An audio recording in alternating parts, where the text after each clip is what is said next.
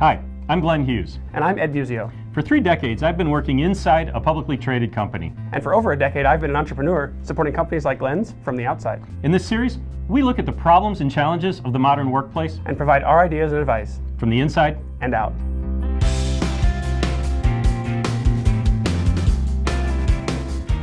So here's a question I get sometimes. I'm an individual contributor. I've been around a while. I'm not a new hire anymore. How do I get to the next level? Glenn, maybe I'm not going to move into management just yet, but maybe I don't want to move into management. How do I take myself to the next step? That's a great question. I think to get to the next step, you have to evaluate where you are on the current step. And one of the scariest but best tools available for that is a 360. Oh, a 360. Everyone tells you what they think. 360, that's right. Your manager gives you feedback. Your peers give you feedback. People, your stakeholders outside of your group give you feedback. There are automated ways to do that. You could just walk around and ask people. You could do a blind email and have someone consolidate it from your HR department.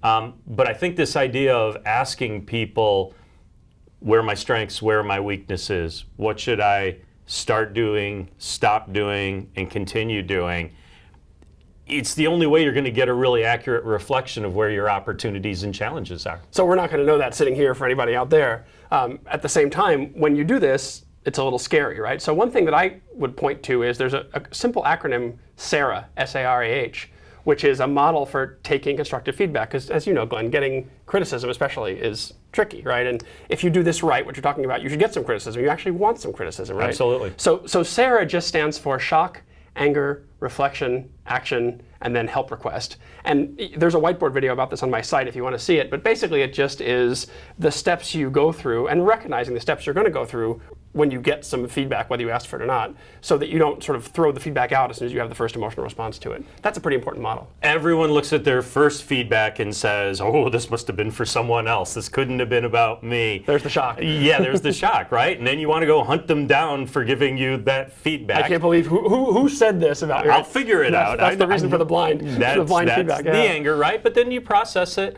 and you take some action and yeah, hopefully you can get some help along the way. Yeah, what I always tell people with 360s is if you're taking one piece of it and saying that doesn't really apply, you might be right. If you're rationalizing away every piece of it, you're probably rationalizing it away, and you better look at it again. Yeah. Exactly.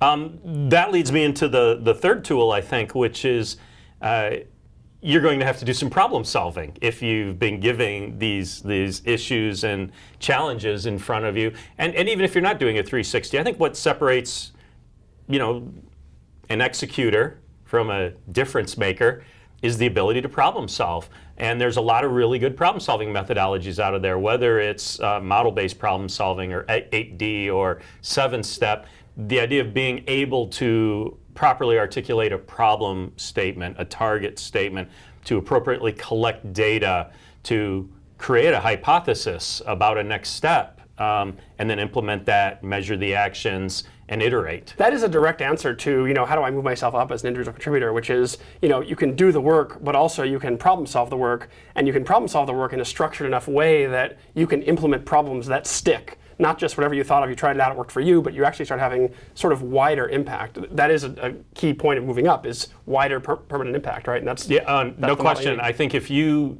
do not have today, I'll look at the camera, if you do not today have in your toolbox a structured problem-solving methodology and templates by which to communicate that, man, you're putting yourself at a tremendous disadvantage.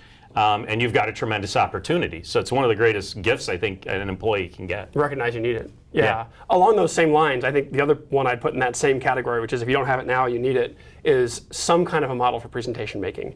Now I sometimes get pushback on this because people say, well, I'm an individual contributor, I don't have to make presentations. But the truth is, we're all communicating all the time because we're doing complex coordinated work, right? So the best presentation structures also work great in emails.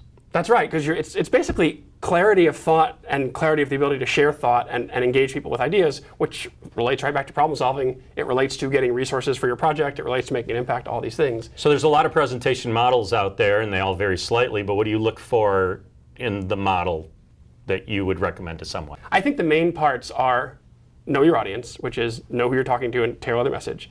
Clear call to action, clear, this is what I'm asking you to do in this presentation.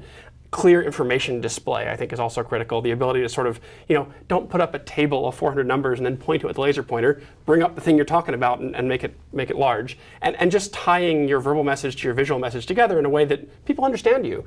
People who don't understand what you're doing leave your presentation understanding what you're doing. I think that's what those models get you to do. Yeah, the one you've described, it reminds me of an attorney standing in front of a jury. I think it's a really simple metaphor for building a case to win over a jury. The call to action is innocent or guilty, right? The core message is they did it or they didn't do it. And then you build your evidence chain to do that. And too often what we do, especially in the high-tech world, is we just throw a bunch of evidence at people. Here's the data, here's the stuff, and hope that they arrive at the conclusion and take the action we want them to. Right. You sort of assume they know what you know, which is death, because how would they know what you know? And then they get confused, and then you get frustrated because they're confused, and then it goes off the rails. And this is a common problem of smart, especially highly technical people. Getting those presentation skills down helps, and having a model in mind of how to build them, you can't beat it.